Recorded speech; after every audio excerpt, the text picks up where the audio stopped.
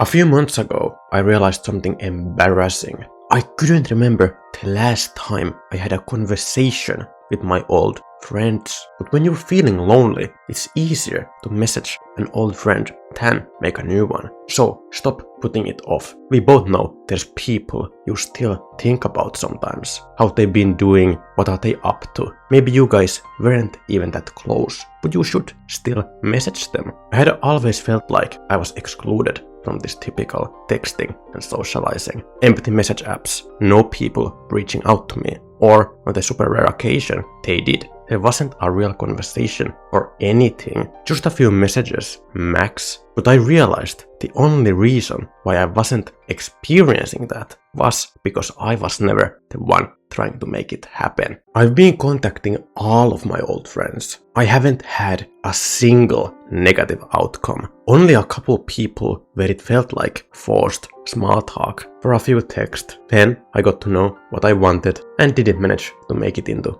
an actual fun conversation. Those have been my personal worst experiences. So what's the worst that can actually happen? You exchange a bit of information like you were in a family reunion and you go your separate ways. One of the people I talked to was my childhood best friend. I naturally started a conversation asking how he had been. The last time we had actually met was 4 years ago, so we really didn't know how the other person was doing. Now I was really excited to talk to him, but instead of having this warm and happy conversation with someone I used to see every day, we exchanged the basics and that was it. Even after the social decline I had during my gap year, I knew when to call it quits. But that's not the worst that can happen. Maybe they laugh at me, think I'm a creep. No, at first they tell a couple of their friends that you contacted them. How would that be embarrassing? Especially if you didn't act weird. It's more likely that they'll only think more highly of you. Finally putting in that action, reaching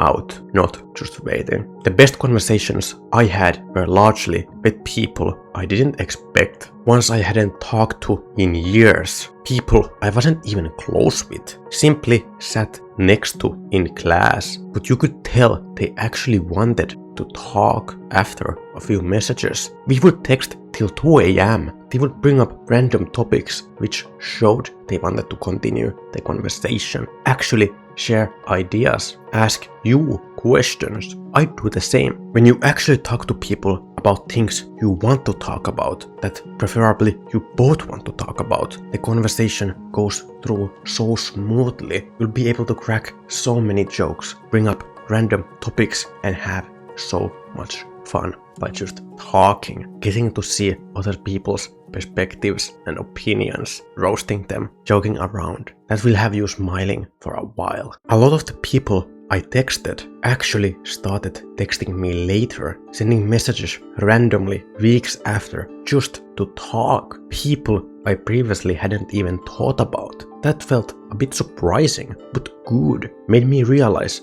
I wasn't alone. I wasn't the only one feeling good about this. I wasn't the only one who was lonely at times. You don't need a deep reason. Sure, the one I came up with was pretty good. I was moving to a different city and starting uni, so asking where they were going was a pretty obvious choice. But you don't need that. Just asking how are you doing is doing a lot more than many people have experienced. In the past, my last contacted times would jump around by months the second I opened an app like WhatsApp. Now I need to actually scroll to see a person I haven't talked to in a while. Subscribe.